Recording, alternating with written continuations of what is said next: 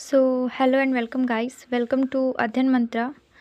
आज हम लोग प्रस्तावना के उन टॉपिक्स को देखने वाले हैं जो बीपीएससी 71st मेंस के लिए इम्पोर्टेंट है। और अगर आप मेंस का कंटेंट बना रही हो, मतलब नोट्स बना रहे हो, तो उसके लिए इम्पोर्टेंट है।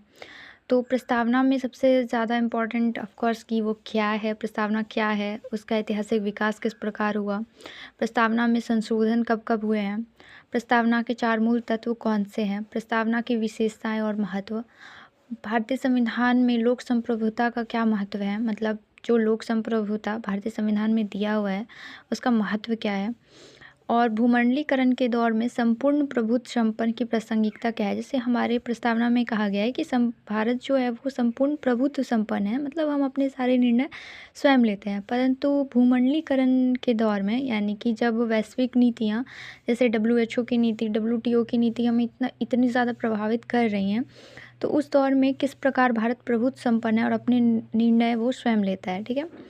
5वां है समाजवाद क्या है। समाजवाद एक बड़ी अवधारणा है जो हमारे प्रस्तावना में भी शामिल की गई थी। तो आपको ये तैयार कर लेना है कि भारतीय समाजवाद का क्या प्रारूप है, वो किस प्रकार से अलग है पश्चिमी समाजवाद, या फिर यूँ कह लें कि भारतीय समाजवाद क्या है। जैसे हम लोग जानते हैं कि लोकतांत्रिक समाजवाद है। उसके बाद भारतीय समाजवाद के संबंध में सर्वोच्च न्यायालय का क्या कथन है, क्या कुछ मतलब एक केस आया था जिसमें एससी ने भारतीय समाजवाद को परिभाषित किया था, उसके बारे में आप लोग देख लेना।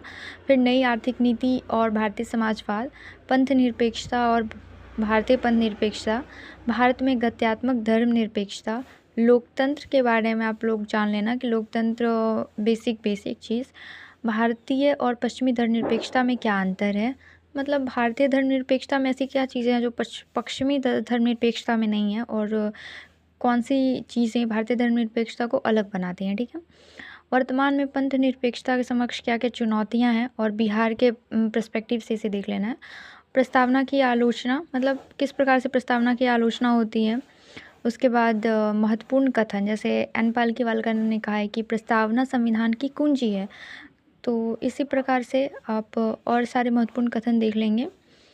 तो thank you and best of luck for your mains preparation.